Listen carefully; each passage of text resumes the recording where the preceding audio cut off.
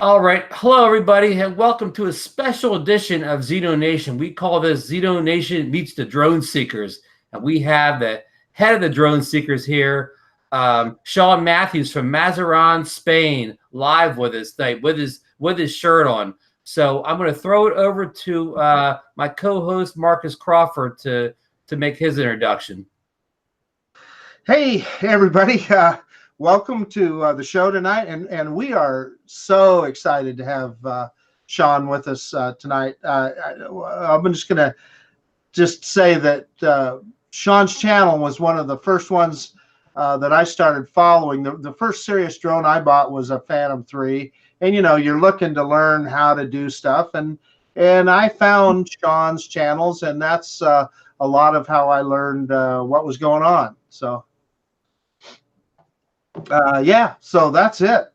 Okay, thank you, Marcus. So if you notice the props in front of me, I've kind of have some of the drones that Shaun made famous. He's been flying the Phantom for years. We're going to go in that in detail, all his fans, and he's a big fan of the little Spark here also. But hey, Ron, can I interrupt for a second? Go ahead. So, Ron, I am looking at the live stream, and I'm not seeing anything going on there. So I'm wondering if we're... No, we're good. Greg Traveler's in here with us already. Hello, Greg. And okay. FSU grad 03's in here with us already. Welcome, everybody. Oh, shoot. I clicked on the wrong episode. Border Drone Seekers is in here with us. Maybe we got a drone seeker in here with us, Shaun Borders. Oh, yeah, Brian, that is. Yeah, Brian. Oh, Brian. Okay, great. Welcome, yeah. Brian. Ron, I can't see nothing at the side of me. What you have to do is you have to almost have a second screen to open the chat up. All right. Yeah, or open a second web browser window, but don't go off of this or whatever. We may lose you. Like I'll tell you what, I won't touch nothing. I'll let you two guys. If anything's going on down there that I can't see anyway. I mean, if you had a second screen like your phone or a tablet, or open up a different web browser, like if you're in Explorer now, open up Chrome or something, or the other way around, and you can get the chat up. But anyhow, let's get going here before we bore anybody with our technical issues here. So we're kind of going to, a lot of the U.S. people, a lot of them are familiar with the drone seekers and Shaun, but a lot of them are. So we're kind of going to start from the beginning here. We're going to find out, where Shaun was born, where he grew up, kind of what he did for a living, how he got into drones and whatever. And again, he can be as brief or as detailed as he wants on this. So, we'll probably interrupt from time to time to ask a specific question, but we'll let Shaun start in his own manner and fashion here. Okay, I'll get on with it then. Well, I was born in UK. Obviously, not everybody know parts of the UK, but I was born in a place called Dorset, which is in the south of England. I was born on a farm, so I grew up with a dad looking after chickens and things like that. And then we moved into a town, and then when I left school about 15 and a half, I joined the army as a boy soldier. I did my boy training, as they call it, in the forces, and I joined the man service when I was 18. I did 6 years in the man service, but during that time we did tours in Northern Ireland. We're talking about probably early 70s when things were going on in Northern Ireland. But what got me interested in aerial photography was we used to do a lot of helicopter work. We used to fly helicopters, and by doing that, I had my camera, so I liked taking photographs, which was that got me interested. And I was always a keen photographer as well.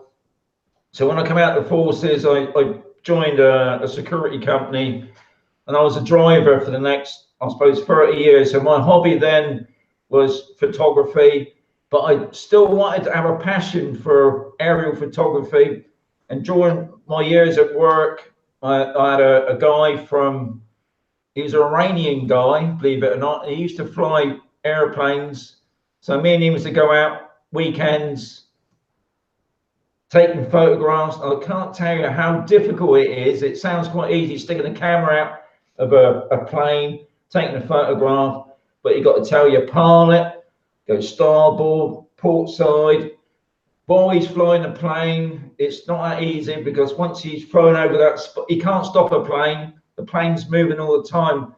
So it's very difficult and it's obviously very expensive. So I knew that I couldn't make a living out of that, trying to sell the photographs. So I tried numerous ways.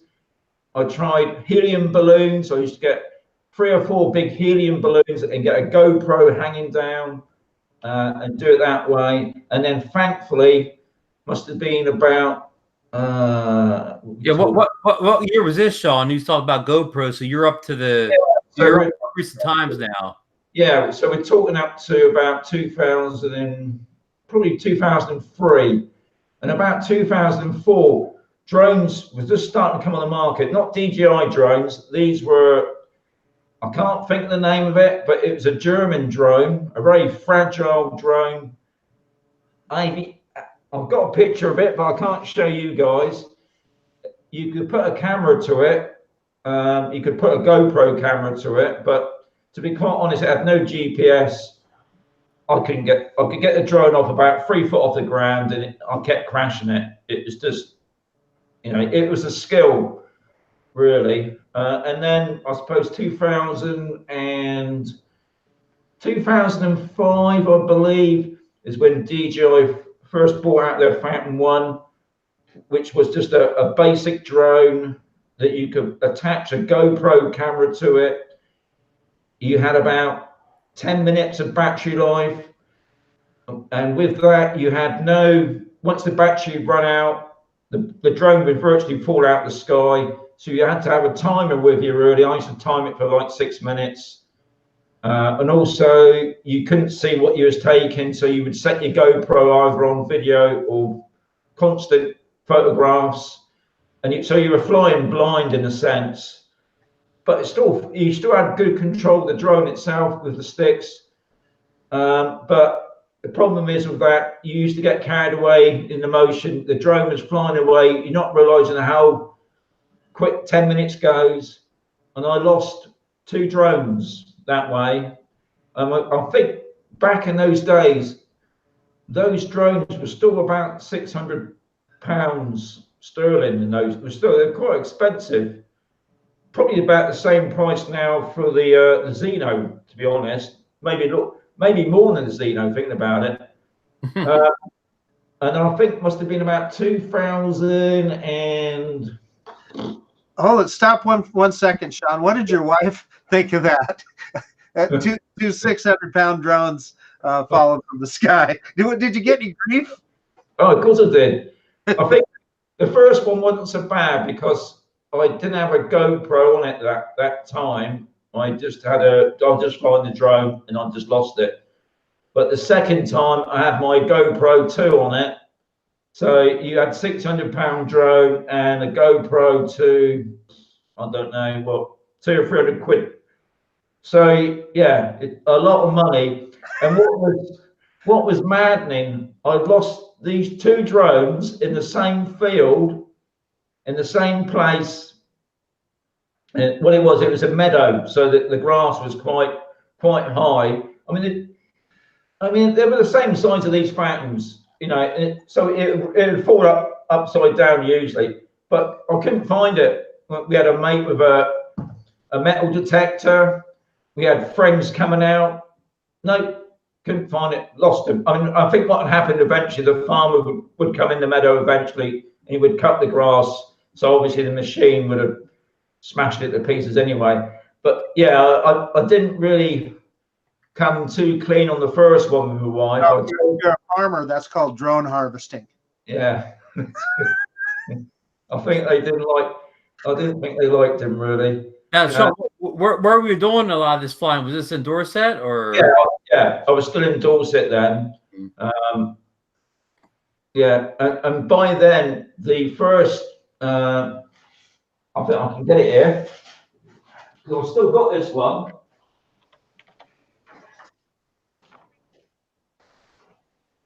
DJI bought out they call it the Vision, but it was only out. Yeah, you can see that kind. They bought it out before this one. This is the Vision Plus, but they've tried out a new camera, and it was only out for a couple of months.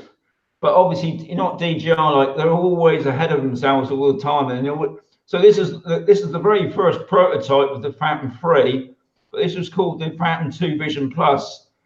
So this was the first drone that you could actually see on your device, your phone. You had a Vision app, DJI Vision app, so you could see the video, you could take your photographs, you could do waypoints. It is a fantastic drone at the time, but so essentially it was the first great drone. Yeah. But the only thing was then the camera was very similar to the old GoPros then, where they had that curve in it. Fisheye. And I suppose the other thing was, even though to me it was fantastic, the footage was still, it wasn't rock steady like drone footage is these days. In those days, especially with the GoPro, you never had no image stabilization. Yeah, you had none of that. So it had all that jello effect, so it was bobbing all the time. And on this one, you got the stabilization on it, but it did used to move a little bit slightly, but not too noticeable. I've had this one. I bought this out to Spain with me 3 years ago, but the receiver wasn't always that good. I couldn't get a lot of distance. So it was the Phantom 3 Standard, which was my next big baby. This is the one that obviously Marcus got hooked on. When DJI bought out the Phantom 3s, they bought out, for some reason, they didn't bring out the Standard straight away. They bought out the Phantom 3 Advanced and the Phantom 3 Professional. And then about, I think, maybe 6 months, they bought out the Standard. And they also bought out another Standard that had a 4K camera on it. But for some reason, DJI didn't bring out any demonstration videos. They were all for the Advanced and Professional. So this is why I started making demo vids on my channel. And obviously Marcus, that's where he got hooked. And to be quite honest, when you start flying any drone, it's an addiction. I think you guys can admit that, because I've only got to look behind Marcus's head and see an addiction of drones. Do you really need all those drones? I do. Honestly, I do, Shaun. We don't have. I swear, we don't have a problem, Shaun. We don't have a problem. No. So it's an addiction. But thankfully, I bought the Phantom 3 Advanced because you got that distance, and my wife obviously nearly killed me, because with the Phantom 3 Advanced, because what I have found with the newer drones now is the newer the drone, the more technology that's in that drone, but the drone is so more sensitive to the area it's flying in. Me and Steve, my other oppo, when we started up the two Phantoms, we were flying one day in the same spot. We've flown there before, no problems. I'd fly my Phantom 3 Advanced. Must have been about not even 5 minutes. I'd lost signal. It blanked out. The drone flew away. And the only thing that we could put it down to, that there was iron. It was an old disused mine, and there was iron ore there. Now we know iron affects, especially the Advanced and the Mavics as well. If a drone's near any iron ore, it just knocks out the compass. Right. Yeah, you just lose control of the drone virtually. But mine flew off. I contacted DJI. It took them 2 months to get back to me, because obviously they checked your flight record, and they also checked, there's obviously a lot more information that we don't know about that they can look at. How they do it, I don't know. But I mean, in fact, I mean, me and Steve couldn't find that drone, because what it had done, where it lost signal, is also where the GPS had gone. So we spent 2 or 3 hours, couldn't find it. So I went back to the wife. I said, Jan, I need a new drone. Anyway, next morning, my wife found my drone in 10 minutes. What we managed to do, what I like about the DJI app is it does a screen save. So we can check the screen save footage where the direction of the drone was flying in. I mean, we can work out an area that that's going to possibly be in. Frankly, the drone wasn't high enough. If you check out any of my video footage of the Phantom 3 Advanced 2 years ago, it flew straight into a cliff, and it must have been going at full pelt. And all it's done, you won't be able to see it on there, but there's that camera. All it's done is smashed off the lens cover. I've had to have, oh, hang on, got the wrong one, haven't I? That's the standard. It's right. I've got some, so I haven't got an addiction. No. I haven't got an addiction. This is another drone. This is the, right, here we go. This is the Phantom 3 Advanced. And what had happened, it smashed off the lens cover on the camera itself, and it cracked underneath the props there. So some guy sent me some prop strengtheners. But since then, 2 years ago, I've had no problems. I've been flying it. It's one of the drones I fly the most these days. It's popped it on the top there a bit as well. But it's been a fantastic drone since then. It's just one of those things, I suppose, that happens with drones. I think when you fly a drone, there's always something in the back of your head thinking, is this the last time I'm going to see it? Gonna ever see it? You know, Shaun, you touched on that. I think that's one of the things that makes the Zino so much fun for me. I paid $300 for it, and it you know, it doesn't. I don't want to say that it's anything close to a DJI product, but it's still fun to fly, and it takes good video, and it's almost like you're just not as worried about it when you're out there flying. No. I think that's what a lot of people worry about when they first buy a drone.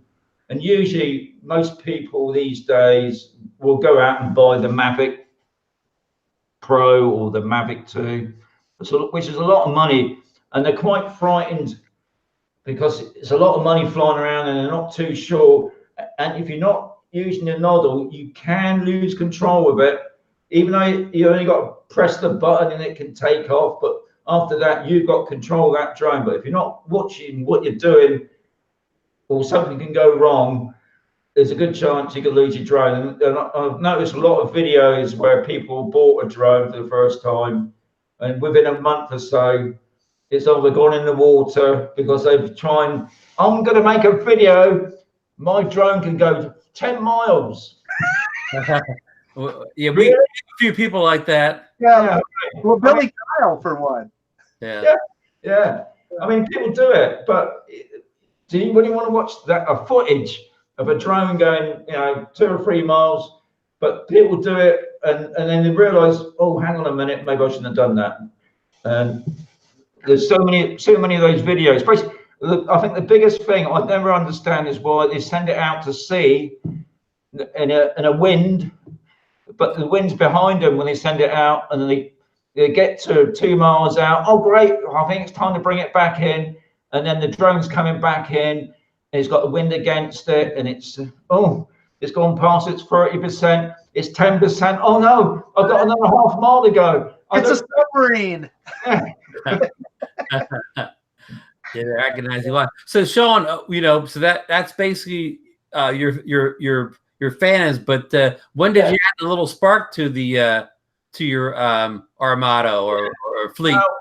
I suppose the other thing was, ever since I've had a Phantom, it's been a big thing, and you need a big backpack.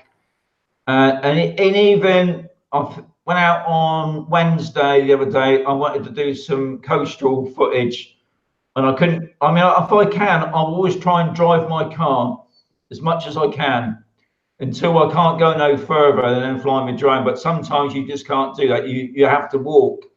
But carrying a backpack in say 25 or 80 degrees heat is it's a lot of work. So, and I do go out a lot with my camera bag, and I found with a Spark, you can just stick it in your back. You can stick it in your camera bag, or you can stick it in your pocket. Really, I wouldn't say it's the most. It's nothing like the Mavic. It's a little, but what I like about the Spark is you can just get it out. You can be with a group of people, and nobody's going to bat an eyelid until it obviously takes off. You've got that noise then, but you can take it off, take the photographs, do your little bit of footage. You can bring it back in, and you're off. But with a Phantom, you've got to bring it in, you've got to take the props off, you've got to mess about with it, get it in the bag. It's people just on top of you. Well, what are you doing? You know, most times there's no problems with people, but I found with a Spark, I can just walk along where it's a little bit busy sometimes. I can just send out a quick, I don't know, 2 or 3 minutes of footage. And I honestly think this year the Spark has made a comeback. I know quite a lot of people have been buying the Spark, and I'm sure it's all to do with the portability of that drone. So, Shaun, you just touched on that, and I think you are absolutely right on the money. That and the other one that has had a resurgence is the Anafi, and I think they're both. It's the same exact reason. Yeah. Yeah.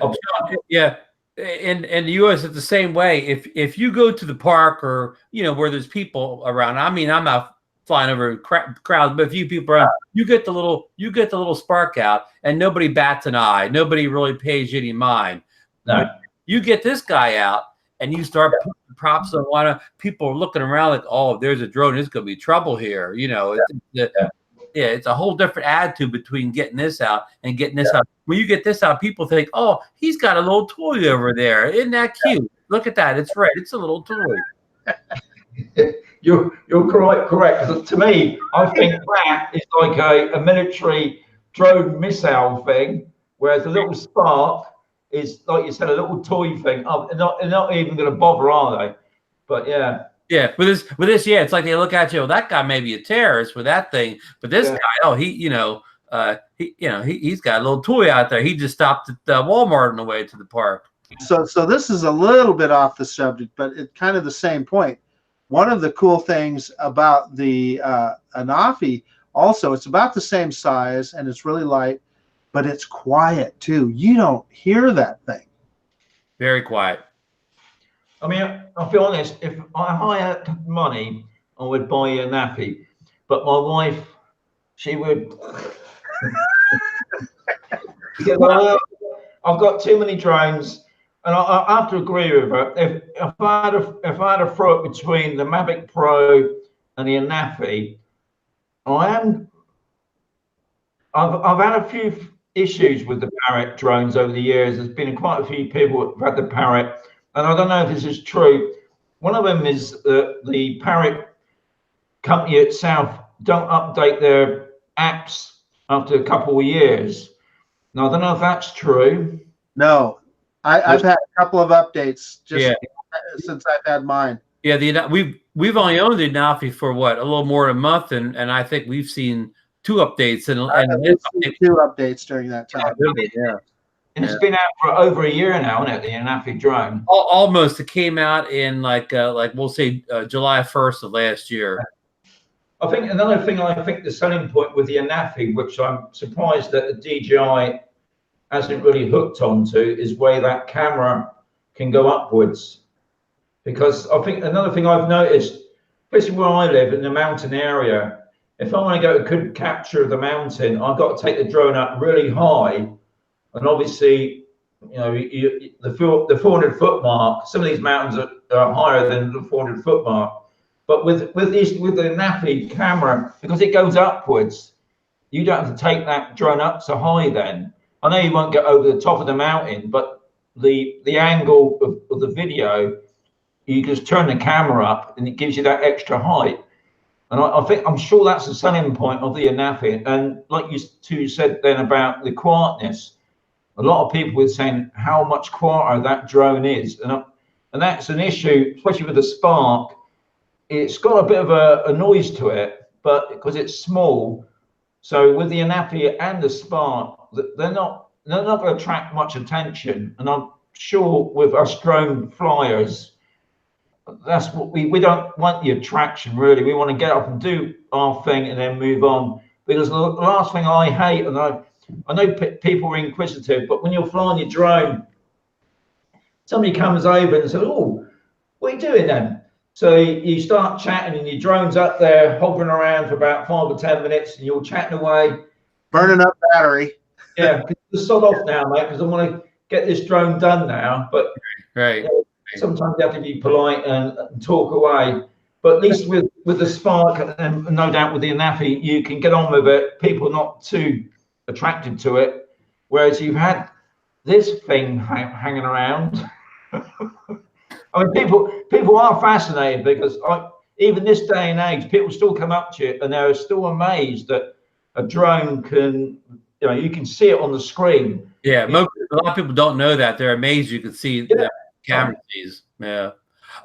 Shaun makes a good point about the Anafi's, camera pointing up being a good selling point, but also, Shaun, another good selling point, it has a very good zoom camera on it. Some of the other drones, like the Mavic does a digital zoom, but the Anafi does a 3x lossless zoom, and then it does like 3 more times a digital zoom. So you can really do some nice zooming that you can't do at that price level on any other drone, as far as I know. And about your point about Spark having a resurgence, part of that resurgence is in the U.S. This is very affordable now. It used to be, I'm going to say it used to almost cost twice as much as it does now in the U.S. Marcus picked one up at a really good price just recently. You want me to tell that story? Marcus, tell your Spark story. So Shaun, that I have Ron to thank for that. So he posted a link, and believe it or not, it was Banggood, that Chinese. And this wasn't affiliate link. I didn't make any money off of this. Yeah, but it was in a U.S. warehouse, Banggood's U.S. warehouse, and it was $235 for the Spark. Well, I really wasn't looking for one, but how do you turn that down? And quite frankly, Shaun, looking at yours, and I've seen everything you did, I thought, well, shoot, I better jump on that. And then I had one of those DJI coupons for 20% off.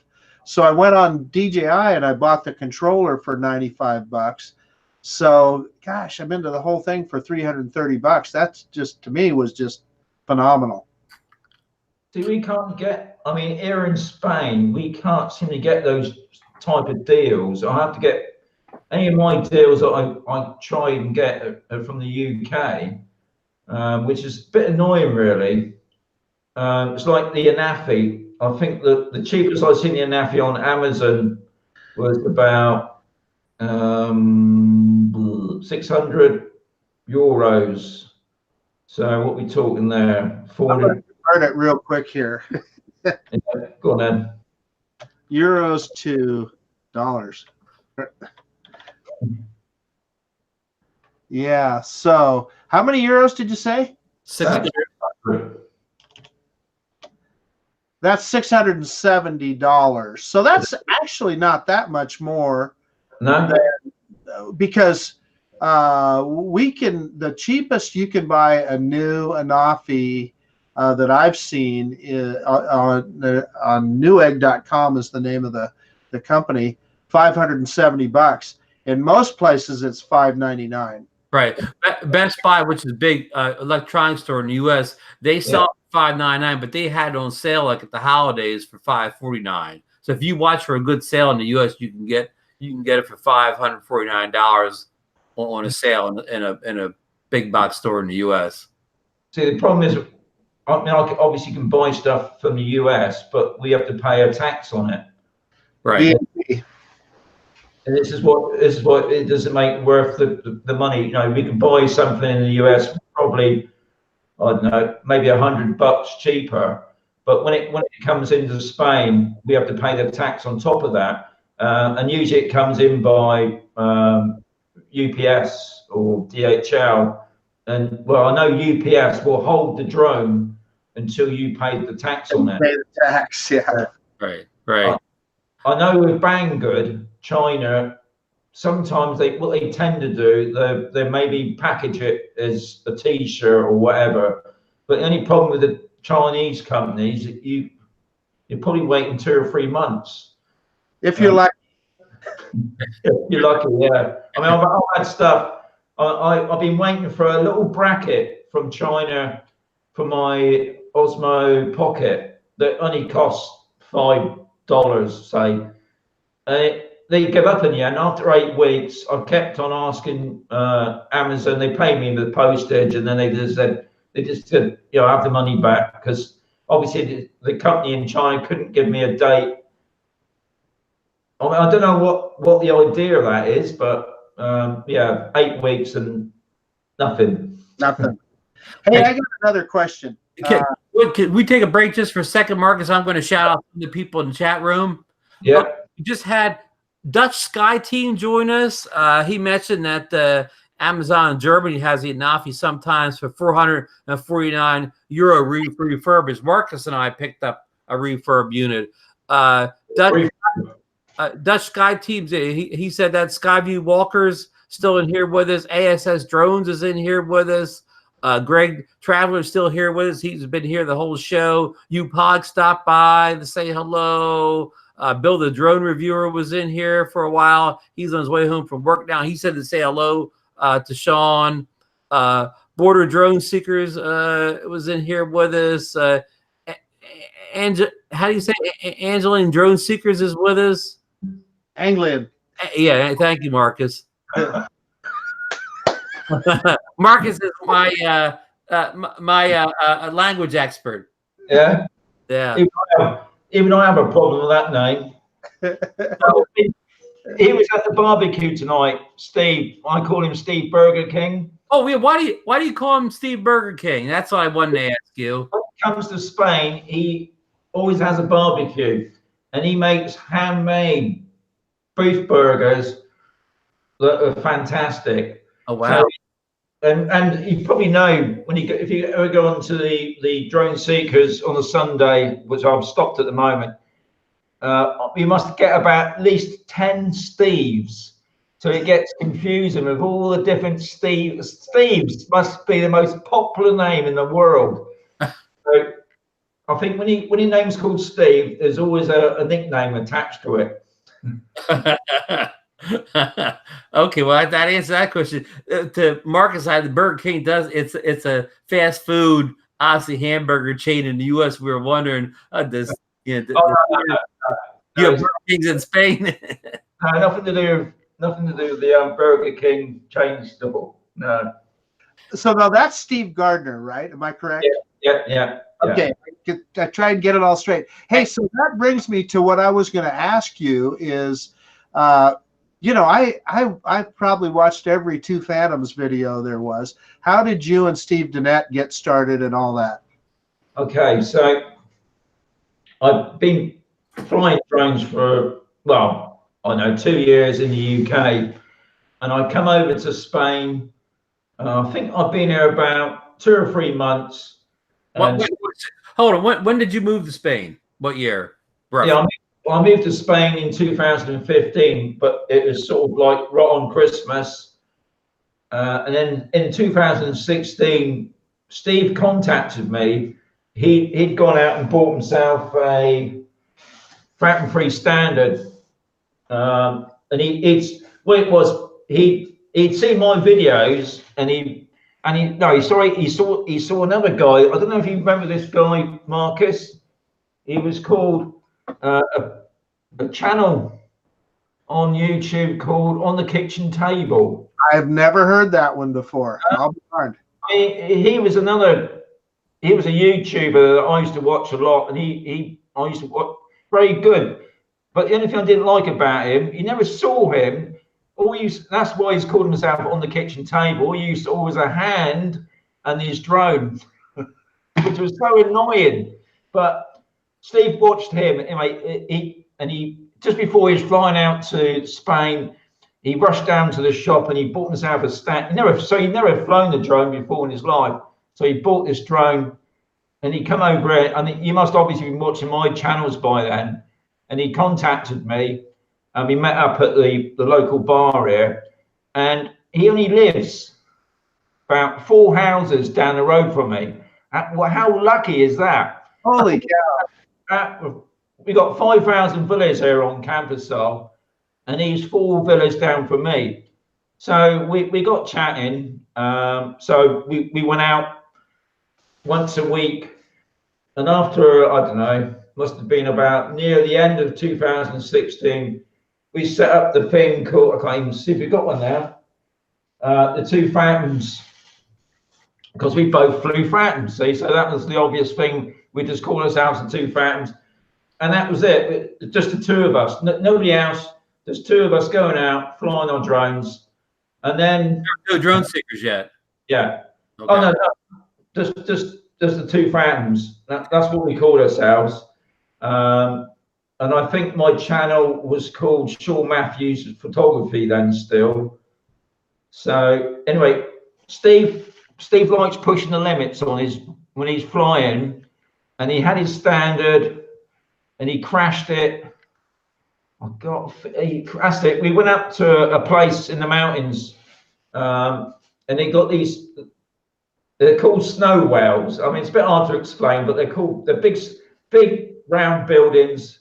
They're like big beehives, but because they're ruins, they've got no tops anymore. And I said to Steve, don't fly your drone inside that well, because one, you're going to lose your GPS.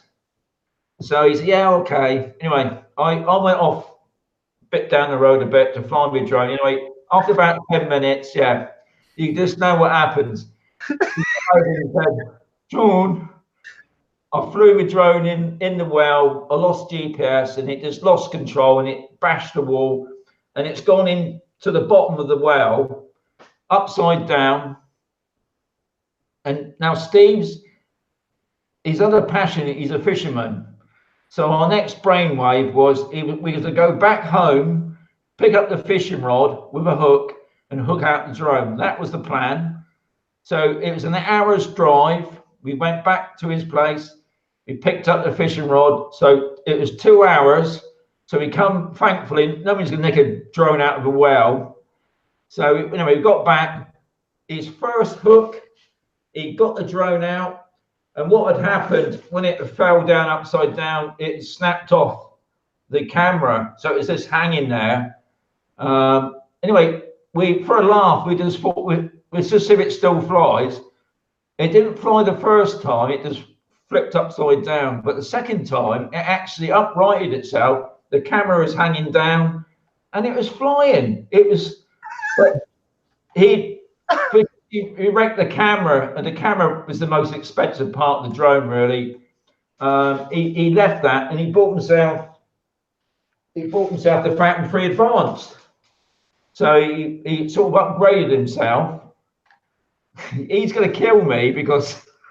Is this no, I think I know where you're going. You're going to go to the one that returned to home underneath the bridge? Yes, the one. That's the one. So I think we had the Phantom 3 Advanced for about a year. So we're talking late 2016, 17, I suppose, beginning of 17. Yeah, we'd gone out again. We'd gone to one place where a big dam was, and on the way back before you go on the story, we got a couple of questions in the chat room referring to what you already said, so I don't have to go back too far back. Greg, well, one thing he asked is, how did you end up in Spain? And then second, he said, was the well dry? Yeah, okay. Well, the reason why I moved to Spain, mainly because my parents had moved to Spain 30 years previous, so I'd always come to Spain nearly every holiday down in the south of Spain near Malaga, and I just love the climate. And then I've been working all my life, and me and my wife had already decided once we retire that we would move to Spain. But unfortunately, with work, we got made unemployed, so it moved things forward for us. But I'll be honest, the only reason why I'm here in Spain is the climate, because I love going outside. The UK, It's fantastic. Well, I used to live in Dorset. It's got all the history. It's got the castles. It's got the green mountains, whatever. But the weather is, even in the south, it is bloody awful. You probably get like 2 or 3 weeks of sun, and then the rest of the year it's rain, cold. Sounds like Jersey. Yeah. So, and I just love it here. So I moved here for the climate, really, and obviously the cost of living here is a lot different to where I was in the UK. I would never have thought I would own my own property. I've got my swimming pool. The UK, I would have nothing like that, you know. Right. So I've moved here for a better life. And I've heard people ask you in other shows if you'd ever move back, and you always tell them no. No, I mean I can never say never, right. But at the moment I'm loving it. For you. I mean, I can go out. I could go out all week, I suppose, flying my drone if I wanted to. That I don't need to, but I could if I do. In the UK, I would wait for the weekend, and then I'll think, great, and then it'll rain, so it's off. Hey, so we interrupted you though. Well, hold on. You got to tell about the well. The guy also. And getting back to the well, no, the well was completely empty. It's not like a water well. The reason why they're called snow wells up on the mountains obviously in the winter in Spain, but not now, obviously, because climate change has changed quite a bit. But during the 18th century, there's got quite a lot of snow up there, and what they would do, they collect all the snow and put it in these huge wells. So it's like a giant refrigerator, and then they would pack that up during the summer months and take it on down. You know, it's like ice blocks. But thankfully for Steve, it was a dry well. So he was lucky in that sense. And that fountain freeze standard did eventually get fixed. But in the meantime, he'd gone out and bought the fountain free advanced. Do you want me to carry on now? Or do you want me to... I knew we would. If I didn't stop, we would have never got to this question. Yeah. Thank you, Shaun. That's right. That's right. If anybody else has got questions, I'm quite happy to stop. So anyway, Steve got the fountain free advanced. We'd gone out on this day trip to do a dam. That went fine. And on the way back, I said to Steve, "Oh, wouldn't it be great to go up and do the old viaduct bridge?" So if we hadn't have done that, he would have still had his drone, I reckon. But anyway, we didn't. I mean, we flew around this viaduct, massive bridge arch, and I think we all done it. We get to the 30% on the battery when we know that's, it's time to bring your drone in. But Steve thought he'd just get that last shot in where it's doing the old selfie. Anyway, as it was coming back in, it always the way that split second as it was coming back in, it landed, and just as Steve got down to pick it up, it kicked in to return to home. But unfortunately, he was under the bridge. So just as he get to the drone, it kicked in to return to home. So the drone went up to its, I don't know, whatever height it was set at. But unfortunately, as it went up, it's just too quick. It happened so quickly, you couldn't have time to stop it. It just went straight up. It hit the underneath of the bridge, but only slightly. He must have been about an inch. The props hit the underneath the bridge. It flipped upside down. It then cut the motors, and it just fell. Must have been 100 foot or more, and it just completely obliterated it. So that was the end of the two Phantoms. We couldn't call out because Steve said, "I'm not getting another Phantom," he said, and by then the Mavic Pro had already come out. I think it had been out for about 3 months, and he saw it and he got it for a bargain from one of these UK companies. So then we couldn't call ourselves the two Phantoms anymore, and we couldn't really call ourselves the Mavic Phantom. That didn't sound right. So I thought of two names. One was the Phantom Devils, and Steve said that sounded a bit racy, or the Drone Seekers. So the Drone Seekers was the name that we chose, and we was still going to carry on as we was, as just me and him, the two drone seekers. And I think it was during that period when we. What year is this show? We still 2016. We must be talking. We must be talking. Probably the end of 2016. 2017 was a sort of the main year that the drone seekers sort of started taking off. Right. I'm trying to remember when the Mavic came out. I think it was 2016. Yeah, it's sort of just after. It was sort of that Christmas period, wasn't it? End of the year. Yeah, it came out in the fall. I think it came out in the fall, and I think that was 2016. Yeah, and he got that then. Like you said, we sort of progressed with the drone seekers then, and then I think it must have been that period where it was Terry and Steve. These are the two other guys that we go out flying with as a Spanish drone seeker. They contacted me and said, could we meet up and have a chit chat on drones? So we went down to the mines in Mazaron, not far from here. And I think Big Steve, this is another Steve. Not Burger King. Yeah, not Burger King this time, another Steve. Now he had a hexagon drone. It wasn't a DJI drone, but it had DJI parts in it. But he had it for a long time. He said it was a big, bulky drone. And his other friend, Terry, had bought himself a Frampton Free Standard. So, we said, okay, we'll meet up. And I think this is how the drone seekers started to develop to how it is now. And then Jackie, the mad one, she joined us. Is she on tonight? Because I thought she might be on tonight, Jackie. I'm here. Jackie, if you're looking in the background, make yourself known. She's there. She make herself known. Yeah. She's probably out doing something crazy, flying someplace. Yeah, and she obviously her boyfriend had been watching my channel anyway, and he'd bought her as a birthday present the DJI Spark. Anyway, she contacted us, so then we formed up our drone seekers come Spanish drone seekers once a month meeting, and then I think I then decided we can make this bigger. So we set up the Facebook group, and everything else is history now, I suppose, on that. Sorry, Ron.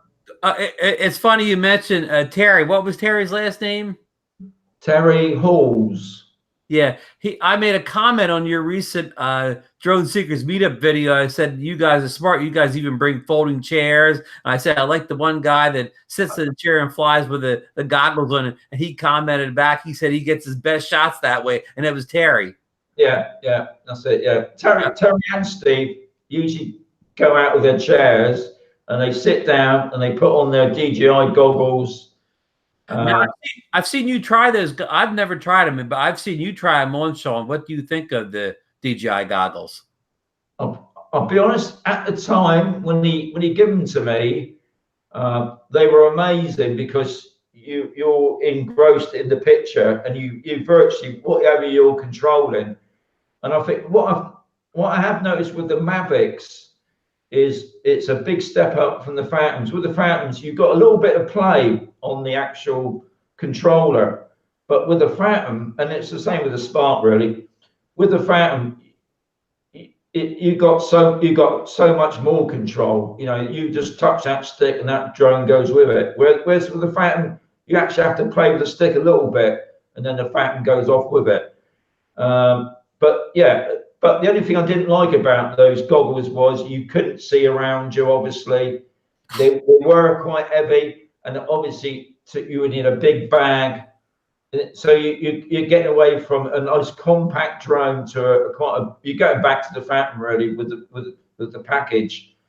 I went to the Drone Seekers meet up in the UK. It was the Drone UK show in Birmingham last winter.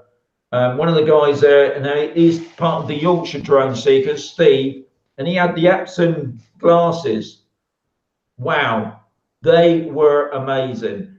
What they're pricey. I hopefully they will come down in price a lot. But the absolute glasses, you see the picture in the middle of your face when you're looking through the glasses. But it's like wearing a pair of glasses, so you can have your glasses down like that, and you can see around. You're not encased in, and I think they're so much better, and the picture is so good. But you know you're paying at a price. Right. I've seen those glasses before, and you're right. They kind of look amazing because you're not as, again, you still have touch with the real world then. Yeah. I mean, you can be aware of what's going on around you, but with those big DJI things, and they are heavy, you got no. If somebody comes up the side of you, you wouldn't know about it, and that was always worrying me. Even when you're flying your drone, because you're not really sure where that drone is. But at least with the glasses, you got so much better. But I'm not now. Burger King, he brought out his is it Sky Crystal? It's Crystal Sky, Crystal Sky, yeah. Now, obviously here in Spain, it's probably the same as where you are. The brightness of the sun. I'm using my iPad Mini 4, thanks to Marcus. Fantastic screen, but even in bright sun, it still blots it out really. But not bright enough. Yeah, but with that Sky Crystal, it was so clear. I'm not too sure about this smart controller. I think you got it. Well, I can speak to the Sky, the smart controller, Shaun. I have it, and and just like you described with the the Crystal, I can go out on the beach, and middle of the bright afternoon sun, and I can still see that darn screen to fly the drone. Yeah. So I think that's what price range is that then? Well, that's a sticking point in the U.S. It used to sell for, was it $650, Marcus? Yeah, $650, and now it's $750. Right. But then we had a politician here in the U.S. that started a trade war with China, and now the price went up $100 in the U.S. All right. So, but if you buy it as a bundle with a Mavic 2 Pro or Zoom, it's only a $400 extra. Right. But that's a bit of a price tag with it, and if you. Right. I mean, but it's cheaper than buying the Crystal Sky. Is more expensive. Is it? The Crystal Sky is better. I have never seen the Crystal Sky, but it's even rated better than the smart controller. But also, it's more expensive, and you still need the controller. Yeah. But the smart controller, you don't. If you get the bundle, you don't get the little regular controller anymore. You only get the smart controller, which of course has a screen built in, so it's actually kind of less to carry around because you don't have to lug, the iPad and the controller. You don't have to, always use your phone. So it doesn't make it any less compact, even though it's bigger. I mean, the only thing I did notice with Steve's Sky Crystal thingy was it's quite a bulky thing. Right. And if you got it on his controller, he had to have a full lanyard thing to have it there, really. I'm not too sure about the smart controller. Is that a bulky thing? I have a lanyard for it. I mean, you can hold it, but it's much handier. If you hold the smart controller, I don't think it's any heavier than your regular controller with the iPad Mini on it. I'm going to say the weight's about the same. Right. Hey, Ron. So question, how are the controls on that smart controller? Does it feel like the regular controller or? Yeah, well, Bill, the drone reviewer, who was in here earlier, who's on his way home from work, he said he thought the sticks were much more, sensitive in a good way than the regular controller. And I mean, I've only flown it maybe like 4 real flights with it, and I can't say for sure yet if they're better than the regular sticks. I mean, again, Bill said that, and I'm not saying he's wrong, but so far, I wouldn't tell you that the sticks are any better than the sticks on the regular controller. But again, I haven't tested enough. The jury's still out. But at this point, I'd say they're about the same. If don't buy it just because you want more sensitive sticks. All right, so hang on. So I've got this right. And so with the smart controller, you don't need your device anymore. Yeah, you can leave your phone or in your pocket, or you can leave your iPad at home. So you're using your smart controller as your, obviously, to fly the drone with the sticks. Right. One. But you still, if you want Wi-Fi, Yeah. until your maps are up to date, you can still have it connect to your phone to grab the phone's, Wi-Fi signal. So, and at home, of course, smart controller work with your home network. Well, I had a little bit of issues with it, but I got it solved now. So, So what's probably worth mentioning, Ron, it's an Android device, correct? yeah, it's an Android device, which, as far as if as far as usability, you don't even really know you're using Android or iOS when you're using a thing. But I do notice that it's a little bit slower than using the iPad Mini 4 with the regular controller. It doesn't seem to respond quite as quick to all your all the stuff you tell it to do, like camera settings and so on. So yeah, I'm not knocking Android. It's not, it just could be the processor and the device. Just maybe it needs a firmware update, but it's not as responsive as using the iPad Mini and the regular controller, if that helps. Right. Hey, Shaun, so how is the Drone Seekers channel doing? Are you seeing the growth that you want, or how far are we away from 1,000? And Yeah, I'll be honest. I think what I've done, I think what I've noticed with the drone channel itself, when I had it when I have it before, trying to think what I had it before now on my other channel. No, I still called it Expat and Mazron, didn't I? What I did notice was that the drones videos wasn't getting as many hits as I wanted to. And my Spanish stuff was getting a bit. I was getting more interest in the Spanish stuff. So I got to a stage where I thought maybe it's a good idea to split the channels. Have a drone channel and have a Spanish channel. And I was a bit dubious because obviously a lot of my guys are on the dronies, and I thought by doing the split that maybe I'll have a drop in my expat, but unfortunately, well, not fortunately, my expat is jumped up. And I said last Christmas that I wanted at least 1,000 subscribers for my new Drone Seekers channel. Now I've got 380 now, I think. So I think it's going to be a good year now. I think it's always that first 1,000's a hard one to capture. And what I'm trying to do is go back to making more videos with the drones anyway, like demo videos. I think this is what YouTube's all about, really, isn't it? Is people want to find out things, and the flying a drone about.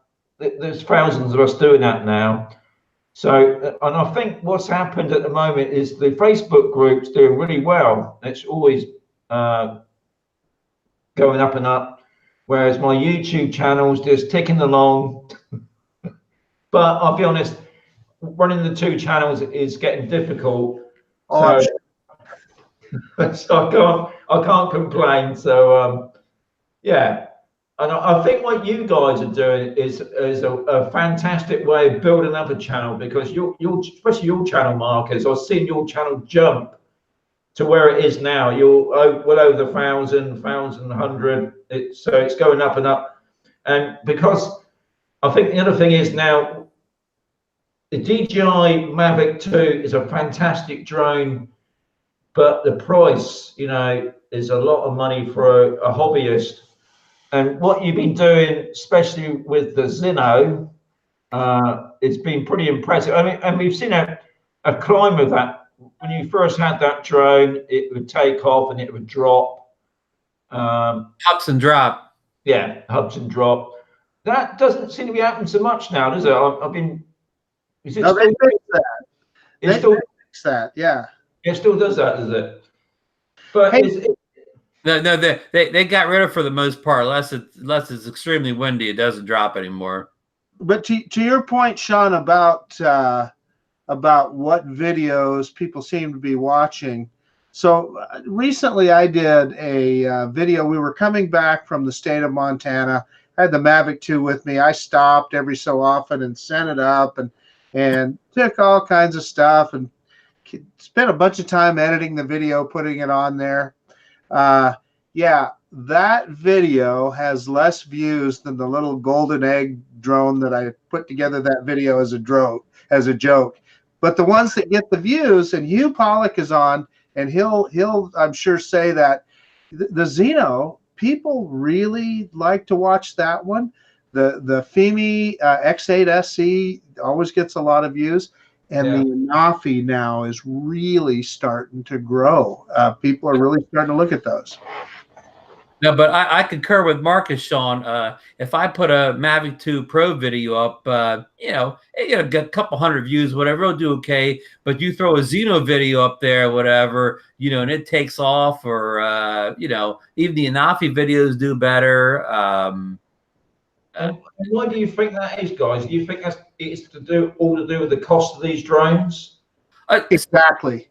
Somewhat, and I think the problem is when Marcus and I make a Mavic 2 video, most of the people that are going to watch Mavic videos go to the big guys like Billy Kyle, who, shameless plug here, will be our guest on ZinoNation back at our regularly scheduled time on this coming Monday at 9 p.m. Eastern Standard Time. But they'll your Billy Kyles and I don't know, your Ken Herons and your super channels. 100,000 viewers. They're the ones that are going to get all the Mavic 2 views, not smaller channels like Marcus and I, who are in the low thousands. But when we put a Zino video up, all those big guns, they don't have any Zino videos, or if they did, they flew it one time and got rid of it. And that's why we're capturing a market segment that the big channels have kind of ignored or under-reviewed a product. There's a big name reviewer. I won't say his name, but he got the Zino early on, and it didn't have all the firmware updates, and it didn't perform all that well, and that was it. His impression he left of it is that it's still that same drone from months ago before all the firmware updates. The big guys, they don't go back and do all the firmware updates and show you how the drone improves over time. Yeah, Marcus.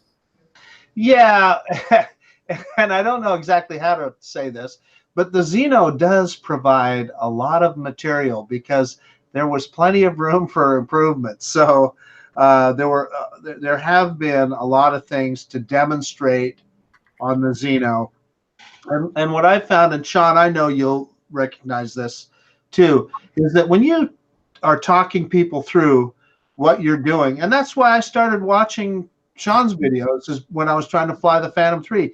Hey, he was talking to you. Okay, this is what this switch does. So I try and do that same thing with the Zino, and I think people respond to that because they want to learn how to fly it, and the Zino provides a lot of material because they're always upgrading and they're always changing. In fact, that's how Ron and I kind of got to know each other. Yeah. Right. I mean, when I started watching, it was like about 10 of us that had the Zino early that were posting a lot of YouTube videos. Like Gorilla Man's one of them, Better with a Drone, who was in here. What's Al's channel called? The Duranify. Anyhow, it was Al Duran, yeah. A group of us that got it early were making all these videos. And at one point, I do another show called Drone Therapy, and the guys on that show was encouraging me to get my own show. I'm not quit that show, but have my own show too. So I thought, well, maybe I'll do something with Zino or whatever. So I just looked around, and of all the people that were doing Zino videos, I thought Marcus was doing the best job. Not that the other people weren't doing great jobs, and some of them didn't want to do a show either. But I thought Marcus was just knocking it out of the park. I told the guy he does, he's doing a better job than I am. Let me see if I can get him to do a show, and it's turned out beautifully. I mean, I couldn't have a better partner with the show. Again, hey, what are you saying, Ron? You mean I wasn't your first choice? Well, I'm just trying not to anybody else is watching or whatever. I'm trying to be politically correct here in these times. Yeah. These strong times. But again, that's how it can be. But back to Shaun, if you want to get the challenge to 1,000, here's what you do. when something comes out, like there's rumors of a Spark 2 coming out this summer. If you would pre-order the Spark 2, you'd be one of the first ones to have it, and you would do all the tutorial videos, how to do the updates, how to do the compass calibrations, how to work the camera, whatever. You would overnight, you would be over 1,000 subscribers. Probably, but I think my wife would probably not agree with you. Back to the wife again. Well, just tell your wife, well, when you get all those views, you're gonna be making all that YouTube money. You're gonna be a YouTube millionaire, and like Casey Neistat, and you know, all will be good. I just don't think I'll be ever near the Casey Neistat, even though I'm a subscriber to Casey's channel because I think he does a fantastic channel. I'll never be like him, but yeah. I don't honestly think there will be a Spark 2. I think the Mavic Air was a Spark 2 upgrade. I still got the feeling that DJI, end of this year, are going to bring out a drone that's autonomous, where you won't even have to, I don't know, I just got this feeling, not DJI like, they're always ahead of everybody else, and they're going to bring out something totally nuts that we can't even imagine yet. I think DJI know where they're going. They're always, I mean, what is it?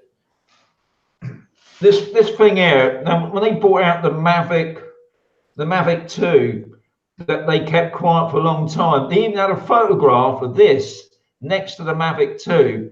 Now, and this didn't come out until a year later. So they had already advanced what they're building. So they've already got that drone that we don't know about yet, and they're very good at letting out little snippets. I mean, the best one is the Phantom 5. I said, I'll eat my friggin' hat, because that friggin' Phantom 5 has been out for 3 years now. I can safely say that is never going to happen. The Phantom are finished. I'm glad you brought out the little Osmo Pocket. What are your impressions of the Osmo Pocket? You've owned it for a few months now, and you've really been able to put it through its paces, right? It is fantastic. The only reason I say it's fantastic is the name itself says it all. It's a pocket camera, which I always carry on me now. So I can go down the road, it's in my pocket. If I see something going on, I can capture it straight away. My only hate on this is when it first came out, and this is what I don't like about some of the celebrity YouTubers, they overhype it, because obviously they're given these by DJI probably a month before it comes out. And it's this thing when they're walking along, the stabilization. It's all right if you're a ninja man or you're a young athletic sort of type of person. I don't care. I got a limp, so when I'm walking, it's doing this. It's not as smooth as what they say. That's exactly right. I think that I don't like when these celebrity people say, "Oh, this is so fantastic." It's the same with the GoPro 7, you know, with the GoPro guys. And no doubt it's going to be the same with the Osmo action camera. I've got a bit of a gripe on with that action camera at the moment, because I've had a few people come back about this moisture thing on the screen. I was contacted by one of the celebrity guys saying, well, you get that because of different climate. And I thought, well, I never had that problem. And one thing I don't like about DJI, because no doubt it's a Chinese company, I don't honestly think they do a quality control. They make these things in the thousands. They're pushed out. You get batches. Now, Phantom 3 bought out, I think 3 years ago, that on some of the shell bodies, there was cracks on them. DJI never admitted to that. But there was so many people having the same problem, and you know, it was just sort of forgotten about. When I ordered my first Phantom 3, my Vision 2, my Vision 2 Plus. That's about Yeah, that had no GPS at all on it. No lights flashing. I had to send that back. DJI wouldn't say nothing. Obviously, they said it's to do with your supplier. Well, you're the manufacturer. I should deal with you, not my supplier. Anyway, my supplier just sent me another one, and it was fine. But apparently, I have heard good news about the service control now, that most people can phone up DJI and get things sorted. But I still think every now and again they have a glitch, and I'm sure there was a glitch with the new action camera, because they give out a launch date. They just scrapped it for no reason. It had a new launch date. But I've had quite a few people, and not just in one place in the world. I've had US, UK. They've had this moisture thing come up on the screen. Yes, I've seen it. I've seen it a couple times on video. Yeah. Probably not a big issue, because they probably bought out thousands anyway. But some people have got a problem with it. No doubt they'll just replace it. But DJI will, and what I've noticed with the celebrity guys, they've washed over it really. Hey, Shaun, real quick, Steve Burger King says the Phantom 5 ate your hat. Yeah, well, and Skyview Walker, he's going out for dinner tonight. Oh, he's going out to dinner tonight. Yeah, he said much love to the channel. Oh, and Steve Burger King says, "Hey Marcus, did you ever find out about the mirrored lenses for the Epson glasses?" Yeah, I don't know. No, so that's not. Is that which? The Burger King is on stickers. Is that the one you said? That's Burger King, Shaun? Yeah. The Anglican. Yeah, drone stick. Oh, Anglican. Yeah, there he is. Okay, yeah, I see him there. I just missed it. Okay, yeah. Got it. Yeah. Well, listen. Wait a minute. So, Shaun, so right now you don't really recommend getting the Osmo Action until they get that moisture issue resolved. Well, I suppose the other thing, I've already got a GoPro camera, and I'll be honest, I don't use it. I don't tend to use it much. And I suppose if I didn't have a GoPro camera or an action camera, then I would probably go and get it, because it's not a bad price considering for what you're getting. And I like the idea that obviously you can see yourself on the screen, whereas obviously with the GoPro you can't see that when you've got the camera facing you. So that's a plus sign. But that is. I just think it'd be nice that DJI acknowledge that there's some problems, but they probably won't. They never will. So that's exactly what I said. If I didn't already have this guy, I probably would have bought that new Osmo Action. I'm telling you, Shaun, I end up using this more than the Pocket. Yeah. Just, it's so much easier to use, and it's got that hyper smooth built into it. I'm telling you, I don't know if I can tell that much difference between it. I think the Pocket is probably a little smoother, but it's pretty close. Yeah. I mean, the other thing I like about that GoPro, which I noticed the DJI hasn't got, you can talk to your, I know it's a bit dark, but you can actually talk to your camera, can't you? To take a photograph or turn it on, turn it off, whereas the action cam doesn't do that. And looking at some of the celebrity guys, they don't seem to mention that. They mention other things. Maybe the picture quality is slightly different. I didn't think that's much of an issue, but the Wi-Fi thing is slightly different. And also the other thing is with the GoPro, you've got the GPS. Maybe there'll be an update. I mean, that's one good thing about DJI, I suppose, with even the Osmo, they've just done the hyperlapse, which is amazing. It is. It's on the Hero 7 too, and it is amazing. Yeah.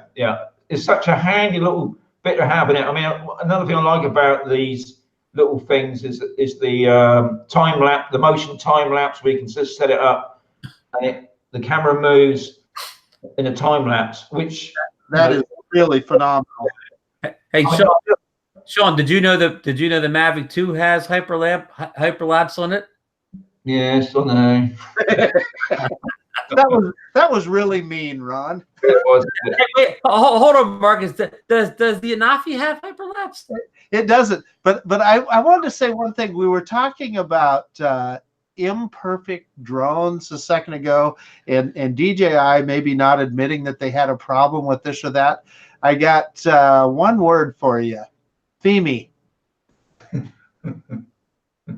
You want to talk about a as you would say in the UK, a dodgy drone? That, let me tell you, it's a challenge. I think even more so than the Zino, and the Zino had its issues, but so far with that Femi, I've had it fall out of the sky once with a defective prop, and now I did the last update, and the camera, it's just, you talk about jello, you can't even see what it's so anyway, hopefully I can cure that. I've had people telling me now that if you cycle the drone on and off and then go through all the calibrations again, supposedly that cures it. So I'm gonna have to give that a try. I mean, what interests me with all drones is they've got their quakes. It's like even with now Burger King has come over to Spain, and he always what drone does Burger King fly? He flies the Mavic Pro. Okay. And every time, I think it's no, sorry, no, it's not Burger King. It's Terry. Now Terry's got the Mavic 2 Zoom. Okay. He goes out to fly it. He has to calibrate it. Now I'll be honest. Ever since I've had any of my drones that I've come from the UK, I think I've only calibrated my drones probably about 2 or 3 times in my lifespan with drones. But it's interesting why some drones need to be calibrated all the time and others don't. Even though I know DJI at one period always said that before you fly your drone, you had to calibrate it.